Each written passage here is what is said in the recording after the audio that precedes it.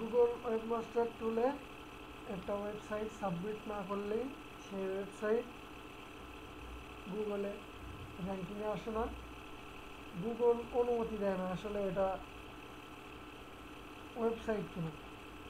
যেরকম আছে বাংলাদেশে অনেক লোক আছে কিন্তু 18 বছর না হলে সরকারি খাতায় নাম ওঠে, ঠিক এরকম একটা ব্যাপার গুগল ওয়েবমাস্টার টুল।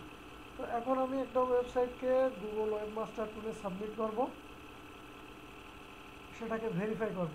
আমি কাজ করি ওয়ার্ডপ্রেস বেস ওয়েবসাইটগুলোতে। তো কীভাবে ওয়ার্ডপ্রেস বেস ওয়েবসাইটগুলোতে কাজ করবে, মানে ওয়ার্ডপ্রেস বেস ওয়েবসাইটগুলো কীভাবে গুগল ওয়েবমাস্টার টুল দিয়ে ভেরিফাই করা যায় সেটা দেখার জন্য আজকে এই টিউটোরিয়াল আমি বানাচ্ছি, এই ভিডিওটা।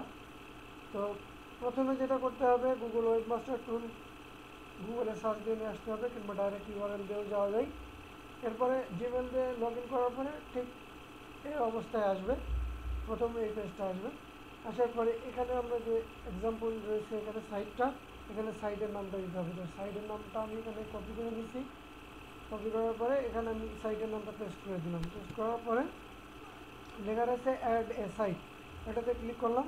অ্যাড এ সাইটে ক্লিক করার পরে সাইটটা গুগল ওয়েবমাস্টারে তুলে সাবমিট হয়ে গেল। এরপরে যেটা আসবে, যে সাইটটাকে আমার ভেরিফাই করতে হবে আসলে সাইটটার মালিক কি আমি কি না, সেটার জন্য ভেরিফাই করার জন্য একটা কোড লাগবে, সেটা এখান থেকে আমাকে দেবে, কিংবা file download HTML verification file upload, এটা যাই হোক। তো আমরা যেহেতু ওয়ার্ডপ্রেসে করবো সেটা আমরা অল্টারনেটিভ মেথডটা চুজ করবো।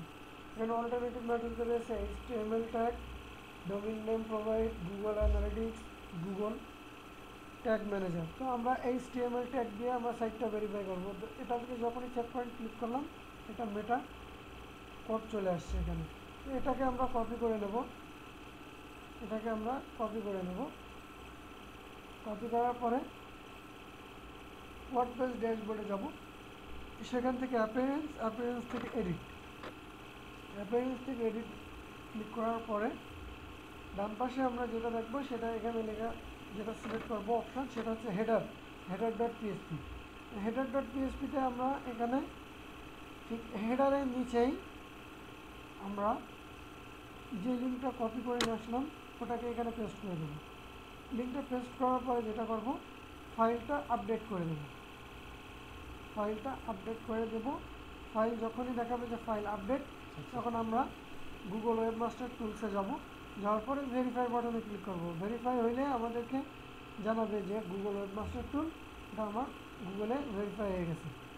তো বেসিক্যালি একটা ওয়ার্ডপ্রেস ওয়েবসাইট এভাবেই সব থেকে সেফলি করা যায়। তাছাড়াও বেশ কিছু প্লাগইনস আছে, তো প্লাগইনসগুলো ইউজ না করে আমরা সরাসরি এখান থেকে খুব সিম্পলি এটা আমরা করতে পারি। তো আশা করি এটা দিয়ে ভবিষ্যতে আর কোনো সমস্যা হবে না। আশা করি বুঝতে পারছেন আসলে ভিডিওটা কেন করা হয়েছে, কীভাবে গুগল ওয়েবমাস্টার টুল দিয়ে ওয়েবসাইটটাকে ভেরিফাই করা যায়। ধন্যবাদ সবাইকে।